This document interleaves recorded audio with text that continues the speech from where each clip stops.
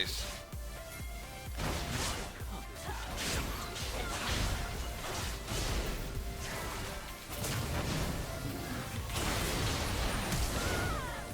Well played, son.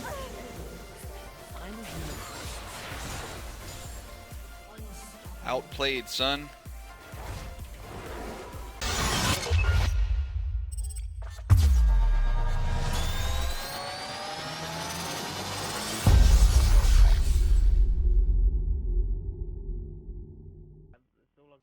What is going on, everybody? This, of course, is Stark, and I'm bringing you another quick champion build and guide.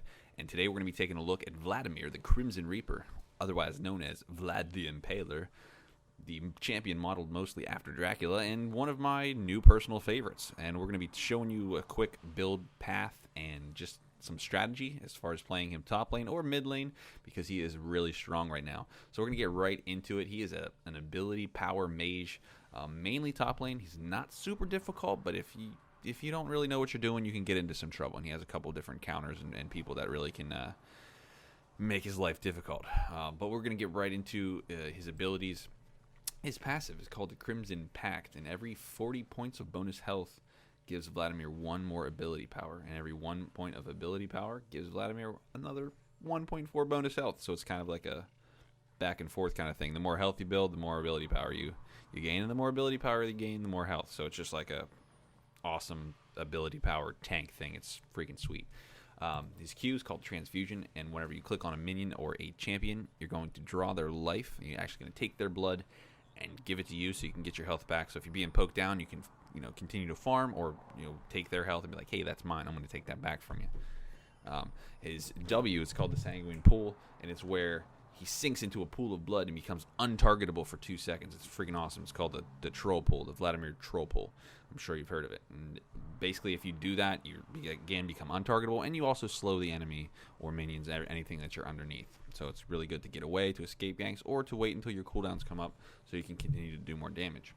The E, the Tides of Blood, he unleashes a torrent of blood, and then damages any enemies in a surrounding area. And the more you do that over a short period of time, the more damage that you do with each consecutive one. And it also increases your healing and health regeneration.